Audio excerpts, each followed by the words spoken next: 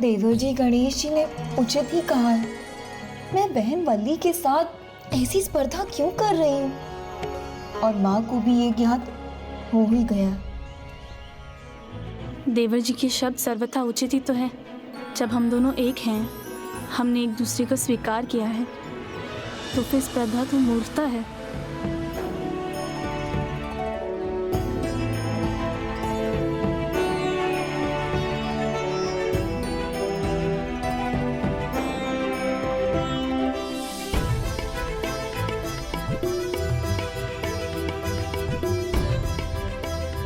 उचित है। अब इन दोनों को समझ आ गया है तो स्थिति सामान्य हो जाएगी। अब भाभी माओं के मध्य शांति बनी रहेगी। दीदी क्षमा करें, मेरा आपसे स्पर्धा करना तो उचित नहीं था। क्षमा तो मुझे मांगनी चाहिए बहन वल्ली। भोर से ही मैं हम दोनों की होड़ में लगी हुई थी। हाँ दीदी, स्वामी को नींद से मैं जगाऊं या आप, एक ही तो बात है। हाँ, मेरे हाथ से उन्हें जल मिले या तुम्हारे हाथ से, एक ही तो बात है। लेकिन एक बात ये भी है, मुझे सदा यही लगता है जैसे मैं ही उनके लिए कुछ अधिक कर डालूं। ये बात तो मेरे साथ भी है। ऐसा लगता है कि उन्हें जो भी चाहिए वो मैं ही दे दूं। ये क्या हो रहा है? इन दोनों में शांति हो रही है या दोनों भाभी माँ फिर से एक नवीन स्पर्धा की तैयारी कर रही हैं? जैसा मुझे ज्ञात है, मुझे अब इस सूखे पौधे को जल देना चाहिए, किंतु मेरा मन कह रहा है कि सूर्यास्त होने ही वाला है। मुझे स्वामी की शैया तैयार करनी चाहिए। और मन तो मेरा भी ऐसा ही करने का है, और वो भी आपसे पहले।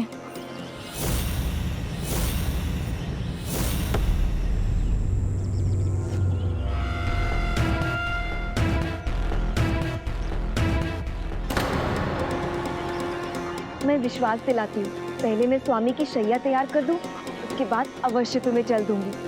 उनका कार्य करने के बाद मैं तुम्हें जल देने अवश्य आऊंगी।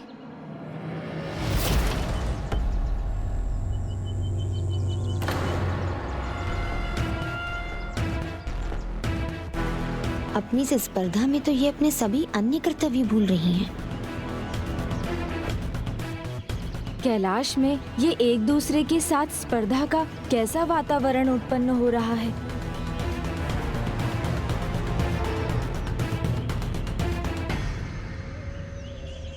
फिर तो तुम्हें शीघ्र ही कैलाश पहुंचना चाहिए, क्योंकि देवी पार्वती को शीघ्र ही तुम्हारी आवश्यकता होता है। प्रभु श्री नारायण ने कहा था कुछ महत्वपूर्ण करना है मुझे। जो भी हो रहा है उसका संबंध वैकुंठ से ही है। मुझे मेरे सभी प्रश्नों के उत्तर वहीं मिलेंगे।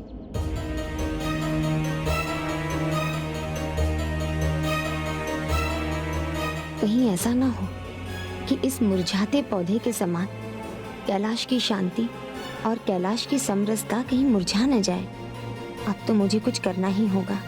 कदाचित मुझे स्वामी से इसकी चर्चा करनी चाहिए।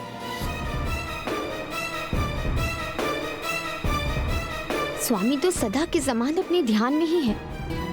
यहाँ समस्या बढ़ती जा रही है और मैं किसी से अपनी चिंता बांट भी नहीं सकती।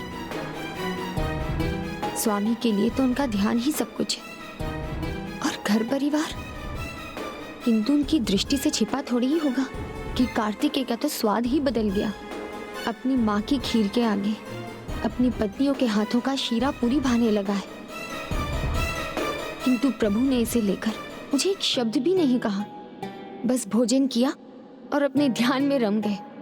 जिन्हें यही नहीं पता कि उनकी पत्नी के मन में कितनी उथल पुथल चल रही है। मेरे भोलेनाथ तो अपने पुत्र वधुओं के बीच की स्पर्धा भी कैसे देख पाएंगे।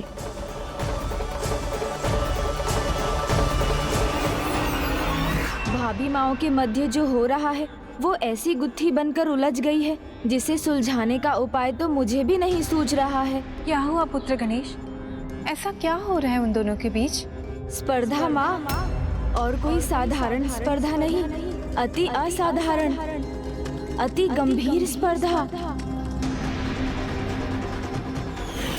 मुझे लगा था बड़ी साधारण सी बात है, साधारण स्पर्धा है, किंतु अब तो लग रहा है ये तो गंभीर समस्या का रूप ले सकती है।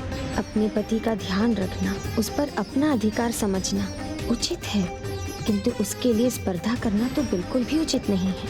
अज्ञानता है।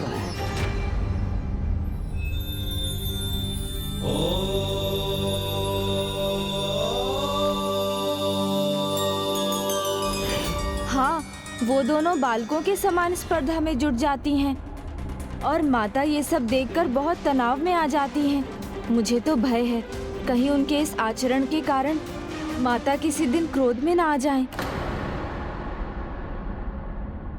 अज्ञानतावश जो हो रहा है वो उनमें दूरियां बढ़ाएगा, और जब आपस में दूरियां बढ़ जाएं तो उस परिवार के शत्रु सक्रिय हो जाते हैं। द्वेष को बोने से तो द्वेष का ही फल फलित होगा ना, किंतु मैं अपने परिवार के साथ ऐसा कदापि नहीं होने दूंगी।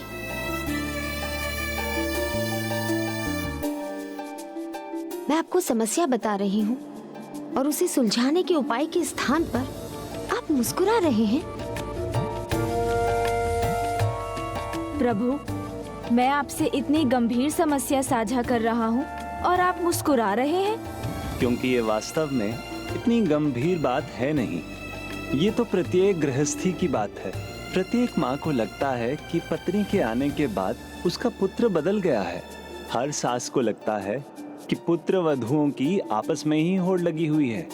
वो आपस में ही नहीं, सास के साथ भी स्पर्धा में है। नहीं प्रभु, बात साधारण नहीं, गंभीर है। इतनी ईर्ष्या साधारण नहीं।